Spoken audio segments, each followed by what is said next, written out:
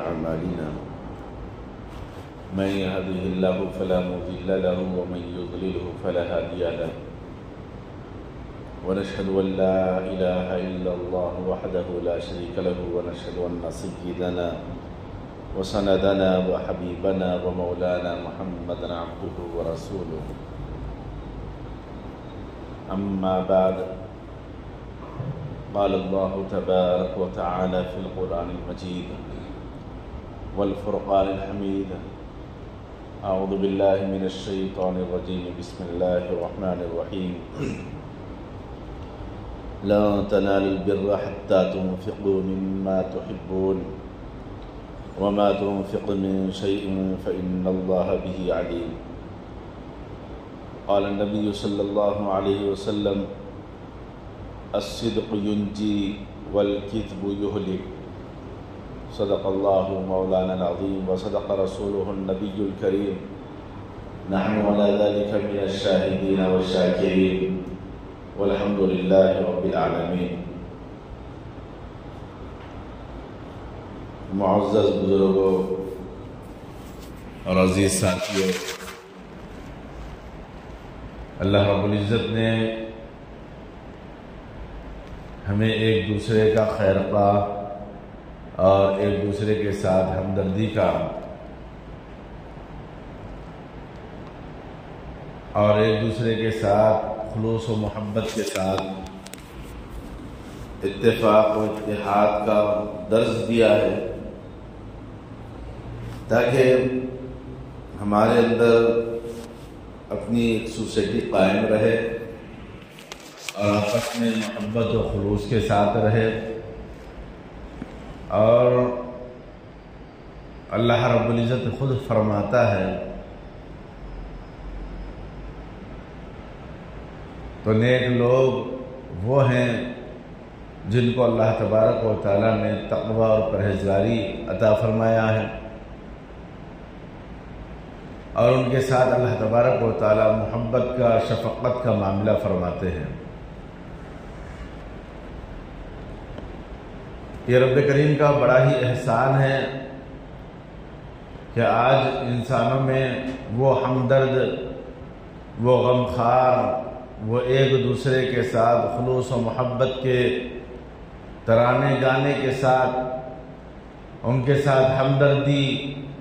غریبوں اور محتاجوں کے ساتھ ان کا کام آنا اور ان کی ضروریات کی مکافات کرنا، ان کی ضروریات کی تکمیل کرنا، یہ وہ امتیازی کام ہیں جو نیک لوگ کرتے ہیں، جن سے اللہ تبارک و تعالی محبت کرتا ہے۔ اور نیکی یہ ایسی نیکی ہے جس کی مثال اللہ تبارک و تعالی اس انداز سے دیتے ہیں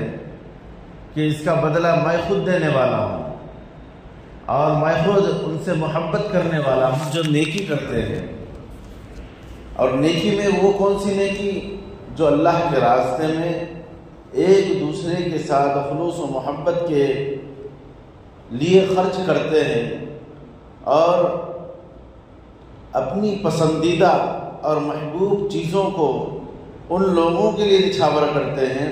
ان لوگوں کو دیتے ہیں جو محتاج ہے، جو اللہ کے لیے وہ حرام کاموں سے بچے ہوئے ہیں، حرام کاری سے ہو یا حرام مال سے ہو، ان چیزوں سے دور ہیں، لیکن اللہ کے لیے، اللہ کی رضا کے لیے وہ فاقہ کشی کر رہے ہیں۔ لیکن لوگ اگر ایسے لوگوں کے اوپر صدقہ کرتے ہیں، ایسے لوگوں کے لیے اللہ تبارک و تعالیٰ کے لیے اپنا مال دیتے ہیں، اسی طریقے سے اپنی محبوب چیزوں کو اللہ کے راستے میں خرچہ کرتے ہیں، تو اللہ تبارک و تعالیٰ فرماتے ہیں کہ میں انہیں اپنا دوست بناتا ہوں، میں ان کو اپنا محبوب بناتا ہوں۔ اور محبوب اللہ تبارک و تعالیٰ اس کو بناتے ہیں جو اللہ کی راستے میں اپنا پسندیدہ مال ان کو دے۔ ایسا نہیں کہ چھٹا ہوا مال، خراب مال یا جو ردی والا مال ہے وہ ہم اللہ کے نام پر دے رہے ہیں، ایسا نہ ہو، بلکہ جو ہمارے تعلق سے جو ہمارے دل میں وہ بسی ہوئی چیز ہے اور ہمارے دل میں جس کی محبت ہے، جس مال کی، جس شے کی، جس کھانے کی اور جس اشیاء کی جو ہم خلوص و محبت کے ساتھ اس کو چاہتے ہیں، اس کو چاہت سے ہم کھاتے ہیں یا اسی طریقے سے ہم اس کو جما کر رکھتے ہیں، تو ایسی چیزوں کو اللہ تبارک و تعالیٰ فرماتے ہیں کہ وہ میرے لیے اگر ان چیزوں کو خرچ کرے گا تو اللہ تبارک و تعالیٰ فرماتے ہیں میں ان کا دوست ہوں۔ ایسے لوگ اللہ تعالیٰ کو بخوبی جاننے والے ہیں اور اللہ تبارک و تعالیٰ ان کو جاننے والا ہے، یہی وہ لوگ اعمال کر سکتے ہیں۔ اب اس کی مثالیں اگر ہم دیکھیں تو جب یہودیوں نے نبی رحمت صلی اللہ علیہ وسلم کے پاس آ کر یہ سوالات کیے کہ اے اللہ کے نبی صلی اللہ علیہ وسلم، آپ یہ فرمائیے کہ جو حضرت یعقوب، حضرت اسرائیل علیہ السلام، جو حضرت یعقوب علیہ السلام کا نام ہے، وہ کن چیزوں کے کھانے سے اپنے آپ کو روکے رکھا تھا؟ تو اللہ کے نبی صلی اللہ علیہ وسلم نے فرمایا، اللہ تبارک و تعالیٰ نے وحی کے ذریعے سے کلام پاک میں خود اس کی وضاحت کی ہے، اور اللہ کے نبی صلی اللہ علیہ وسلم نے اس کا جواب دیا۔ وہ کیا جواب تھا؟ وہ یہ جواب تھا کہ حضرت یعقوب علیہ السلام علیل ہو گئے، بیمار ہو گئے، تو اللہ سے نظر مانگی، اللہ سے دعا کی، التجا کی، اے باری تعالیٰ میں اس بیماری سے شفا یاب ہو جاؤں تو میری مرغوب چیز، میری محبوب چیز جو ہے میں اس کو ترک کر دوں گا۔ تو حضرت یعقوب علیہ السلام شفا یاب ہو گئے، تندرست ہو گئے، تو ان کی پسندیدہ چیز اونٹ کا گوشت اور اونٹ کا دودھ تھا، جو ان کی بہت محبوب ترین چیز تھی، تو انہوں نے اس کو ترک کر لیا۔ اور پچھلی امتوں میں یہی حال تھا کہ جو ان کے پسند کی چیز ہے اس سے رک جانا، اس سے روک دینا اور اس کو اپنے اوپر حرام کر لینا، یہ ان کی شرط تھی اور ان کا صدقہ تھا اور ان کا مکافات تھا۔ لیکن امت محمدیہ میں ایسی بات نہیں ہے۔ تو ہوا یہ کہ یہودیوں نے کہا بے شک آپ نے سچ کہا کہ حضرت یعقوب علیہ السلام عرق النساء یا کوئی ایسی بیماری میں پڑ گئے تھے جس کی وجہ سے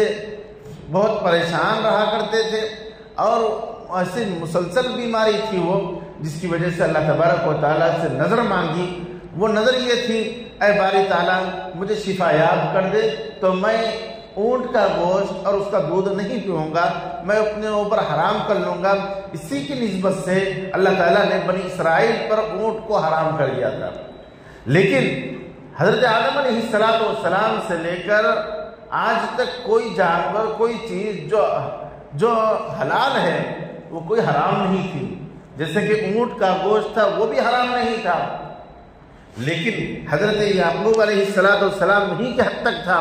لیکن جب ان کے متبعین، جب ان کے ماننے والے، جب ان کے حواریین نے دیکھا کہ حضرت یعقوب علیہ السلام ان چیزوں سے پرہیز کر رہے ہیں، ان چیزوں کو یعنی اونٹ کے گوشت کو اپنے اوپر حرام قرار دے رہے ہیں، تو لہذا ہم بھی رک جائیں گے۔ تو یہ اللہ تبارک و تعالیٰ نے نظام رکھا تھا کہ یعنی قسم اور جو چیز تھی کہ بھی صدقہ کرنا، وہ صدقہ اس انداز سے تھا کہ اس سے قلع کر لے اور اس کو روک دے بالکل۔ لیکن امت محمدیہ میں ایسا معاملہ نہیں ہے، بلکہ اللہ تبارک و تعالیٰ نے فرمایا لن تنالوا البر حتى تنفقوا مما تحبون، فرمایا کہ تم ہرگز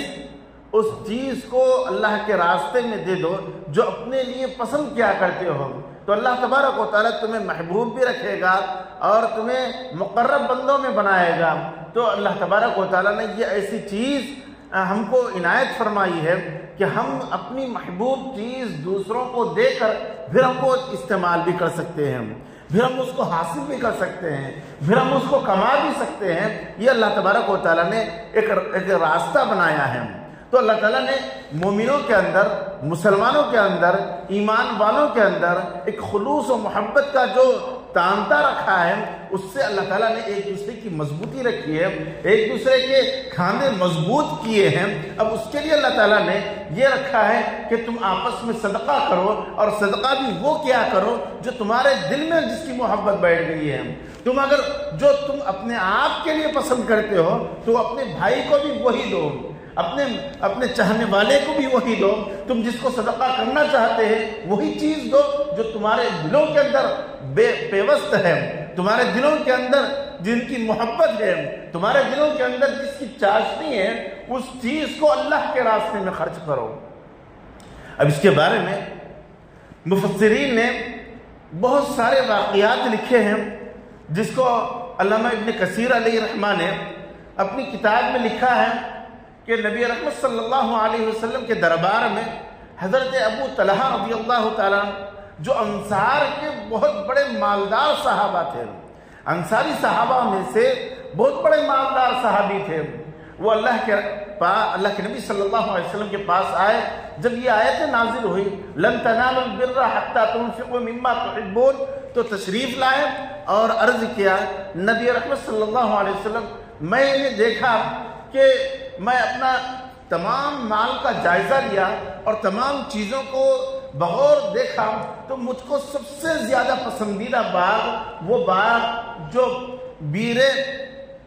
باغ ہاں کے نام سے تھا وہ باغ مجھے بہت محبوب ہے، جس میں نبی رحمت صلی اللہ علیہ وسلم بارہا جایا کرتے تھے اور اس کا ٹھنڈا اور میٹھا پانی پیا کرتے تھے اور اس باغ سے سیراب ہوا کرتے تھے۔ تو حضرت ابو طلحہ رضی اللہ تعالیٰ نبی رحمت صلی اللہ علیہ وسلم کی خدمت میں آ کر عرض کیا، اے نبی رحمت صلی اللہ علیہ وسلم، جب اللہ تبارک و تعالیٰ یہ چاہتا ہے کہ اللہ خود بندے سے محبت کرے اور اللہ تبارک و تعالیٰ اس کو جنت میں ایسے بہترین باغات دے جو اس کے لیے سیراب ہونے اور سکون و آرام اور آرائش کا ساز و سامان ہو، تو اے باری تعالیٰ اگر یہ وعدہ ہے تو میں چاہتا ہوں کہ میرا محبوب مال، جتنے مال ہے میرے اور جتنے اسباب ہیں، اس میں بہت پیارا یہ باغ ہے، تو لہذا میں اللہ کے راستے میں اس کو دیتا ہوں اور آپ کو اختیار ہے، آپ جو چاہے کریں۔ تو نبی رحمت صلی اللہ علیہ وسلم نے فرمایا نہیں ایسا تو نہیں کرو، اللہ تعالیٰ آپ کے اس ارادے کو، ان عزائم کو قبول کرے، لیکن آپ کا کام یہ ہے کہ آپ اپنے رشتہ داروں میں اور اپنے متعلقین میں اس کو تقسیم کر دو۔ تو انہوں نے آئے اور آ کر اپنے چچازاد بھائیوں میں اس باغ کو تقسیم کر دیا اللہ کے لیے، اپنا محبوب مال جو تھا اور اپنا محبوب باغ جو تھا وہ اللہ کے راستے میں صدقہ کر دیا۔ تو اسی طریقے سے حضرت عمر رضی اللہ تعالیٰ جب اپنے مال کا جائزہ لیا اس آیت کی تلاوت کرنے کے بعد، تو دیکھا کہ خیبر کے اندر ایک زمین کا ٹکڑا تھا جو ان کے تمام اسباب میں وہ محبوب مال تھا، وہ محبوب زمین کا ٹکڑا تھا۔ تو نبی رحمت صلی اللہ علیہ وسلم کی خدمت میں آ کر کہا، اے اللہ کے نبی صلی اللہ علیہ وسلم، میرے تمام مال میں سے یہ محبوب مال ہے، لہذا میں اس کو اللہ کے راستے میں خرچ کرتا ہوں، میں اللہ کے لیے اس کو خیرات کرتا ہوں، آپ جس کو چاہیں دے دیں۔ تو اللہ کے نبی صلی اللہ علیہ وسلم نے ان کو ڈھیر ساری دعائیں دی اور کہا اللہ تعالیٰ اس مال کو قبول فرمائے۔ پھر حضرت عبداللہ ابن عمر رضی اللہ تعالیٰ تشریف لائے، جب یہ تلاوت کر رہے تھے، جب اس آیت کے اوپر پہنچے لا تنالوا البر حتى تنفقوا مما تحبون، یہاں پر پہنچے تو رک گئے اور رک کر اپنے مال کا جائزہ لینے لگے۔ تو دیکھا کہ جب ان کے قبضے کے اندر رومی باندھی تھی جس سے وہ بہت زیادہ محبت کرتے تھے اور اس کو بہت زیادہ چاہتے تھے، تو اپنے تمام مال کا جائزہ لیا اور دیکھا اور نگاہ ڈالی تو دیکھا کہ یہ باندھی مجھ کو زیادہ محبوب ہے، لیکن اللہ تبارک و تعالیٰ کا وعدہ ہے کہ جو اپنی محبوب چیز ہے وہ اللہ کے راستے میں خیرات کر دو، اللہ کے راستے میں آزاد کر دو، تو اللہ تبارک و تعالیٰ اس کا بہترین بدلہ دیں گے۔ تو انہوں نے اپنی محبوب باندھی، جس کا جو رومی باندھی تھی، وہ اللہ کے راستے میں آزاد کر دیا اس کو۔ پھر ایک درمیان میں ایک حالات آئے، واقعات آئے، پھر انہوں نے کسی سے کہا کہ اگر اللہ کے راستے میں خرچ کی ہوئی چیز، اللہ کے راستے میں دی ہوئی چیز اگر وہ واپس لینا ہوتا یا اس کو خریدنا ہوتا یا اس کو پھر اپنے ذمے لینا ہوتا تو میں ضرور اس رومی باندی سے نکاح کرتا. یعنی کتنی محبوب اشیاء تھی، کتنی محبوب چیزیں تھیں، کتنا محبوب مال تھا. وہ افراد، وہ لوگ جو صحابہ کرام رضی اللہ تعالیٰ علیہ مجمعین ہیں، جب یہ آیتیں ان کے اوپر نازل ہوئی، جب یہ آیتیں جب وہ سنا کرتے تھے تو وہ اپنی محبوب چیزوں کو اللہ کے راستے میں خرچ کیا کرتے تھے. تو اللہ تبارک و تعالیٰ یہاں پر یہ بتا رہے ہیں کہ اے بندو، اگر تم اپنی محبوب چیزوں کو اللہ کے راستے میں خرچ کرو تو اللہ تبارک و تعالیٰ تمہارے مال کے اندر بھی اور ان چیزوں کے اندر بھی اضافہ بھی کرے گا اور تم کو اس کے استعمال کرنے کا مستحق بھی قرار دے گا. ہوتا کیا ہے یہاں پر، اگر ہم جائزہ لیں ان چیزوں کا، جن چیزوں سے ہم کو محبت ہوتی ہے، مال ہو، اشیاء ہو یا کھانے کی چیزیں ہو، جب ان سے محبت ہوتی ہے، جب ان سے ہمارا دل لگا ہوا ہوتا ہے تو ہم اس کو جوڑنا شروع کر دیتے ہیں، اس کو کھانا شروع کر دیتے ہیں اور اس کا استعمال اپنے لیے کرنا شروع کر دیتے ہیں. تو ہوتا کیا ہے کہ اللہ تبارک و تعالیٰ اس کا ایک موقع عنایت دیتے، وہ ایسا ایک حد لاتے ہیں کہ آدمی پھر اس کو استعمال نہیں کر سکتا. حالانکہ وہ محبوب چیز ہوا کرتی ہے، حالانکہ وہ پسندیدہ غذا ہوا کرتی ہے اور اسی طریقے سے پسندیدہ اشیاء اور مال ہوا کرتے ہیں، لیکن وہ استعمال کرنے کے قابل نہیں رہتا. وہ بندہ ان چیزوں کو استعمال کرنے کے قابل نہیں رہتا. کیوں کہ اللہ تبارک و تعالیٰ یہاں پر یہ فرما رہے ہیں کہ اگر تمہارے سامنے تمہارا محتاج دوست آ جائے، تمہارا محتاج بھائی آ جائے یا کوئی متعلق ایسا شخص آ جائے جس کے لیے یہ ضرورت کی چیز ہو، لیکن تمہارے دل میں اس کی محبت بیٹھی ہے، تم اس کو دے دو اور اس کو اللہ کے راستے میں دے دو، اللہ تبارک و تعالیٰ تمہارے لیے اس محبوب چیز کے صدقہ کرنے کے توفیق اللہ تبارک و تعالیٰ جنت میں اس کا بہترین بدلہ دے گا. ان چیزوں کا تصور رکھتے ہوئے، ان چیزوں کا یقین رکھتے ہوئے اگر ہم اللہ کے راستے میں اگر وہ چیز دے دیں تو اللہ تبارک و تعالیٰ اس کا بدلہ تو جنت دیں گے اور اس کے اندر بہترین چیزیں رہیں گی، لیکن دنیا میں بھی ایسے اسباب بنائیں گے اور دنیا کے اندر بھی اللہ تبارک و تعالیٰ ایسی روٹین بنائیں گے اور ایسی صحت اور شفا دیں گے کہ بندہ ان چیزوں کے استعمال کرنے کا قابل رہے گا، ان چیزوں کو استعمال کرنے کا وہ اپنے آپ کو صحت بخش رکھے گا کہ وہ چیزیں اور بھی وہ اس کے قبضے میں آئے گی، ان چیزوں کو کمائے گا، ان چیزوں کو اور بھی لائے گا. پھر جب اگر کوئی محبوب کوئی آ جائے تو وہ محبوب چیز کو اللہ کے راستے میں خرچ بھی کرے گا اور اس کو استعمال بھی کرے گا. کیونکہ یہ یہودیوں کا ایک مسئلہ تھا کہ جو اگر وہ نظر مان لیتے یا صدقہ کرتے تو ان چیزوں سے رک جاتے جن چیزوں کو وہ حلال سمجھتے تھے.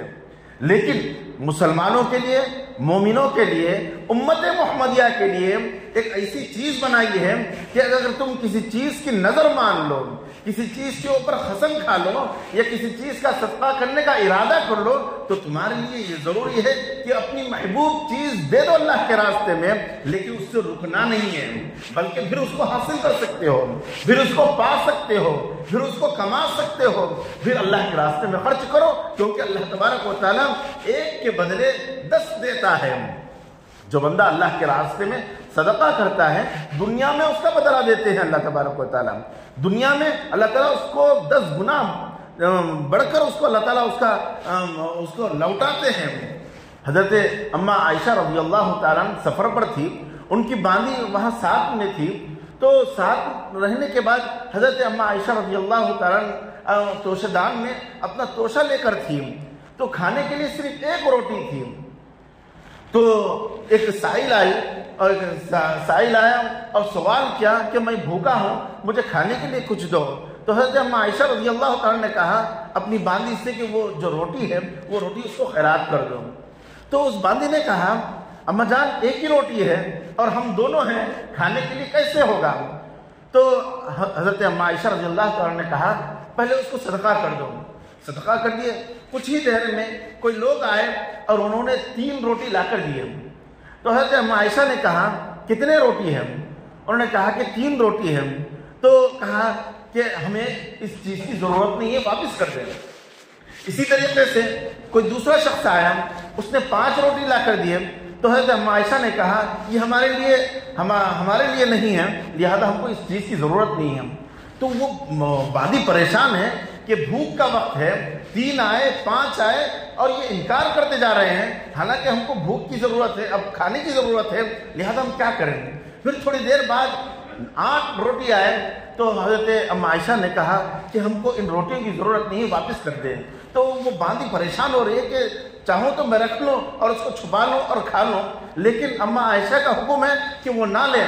تو میں اس کو رک گئی اور وہ واپس کر دی۔ تو پھر تھوڑی دیر بعد ایک شخص آیا، 10 روٹی لے کر آیا، تو حضرت اما عائشہ نے کہا ہاں یہ ہمارے لیے ہے، لہذا اس کو رکھ لو۔ کیوں کہ وہ پریشان تھی، اس نے سوال کیا کہ بار بار لوگ آ رہے ہیں اور ہدیہ لے کر آ رہے ہیں، کوئی 3 لایا، کوئی 5 لایا، کوئی 8 لایا، آپ نہیں لیے، وجہ کیا ہے؟ تو حضرت اما عائشہ نے کہا کہ اصل بات یہ ہے کہ اللہ تبارک و تعالیٰ ایک کے بدلے 10 دیتا ہے، ایک نیکی کے بدلے اللہ تبارک و تعالیٰ 10 نیکی دنیا میں لوٹاتے ہیں۔ ہم کو ضرورت تو تھی، لیکن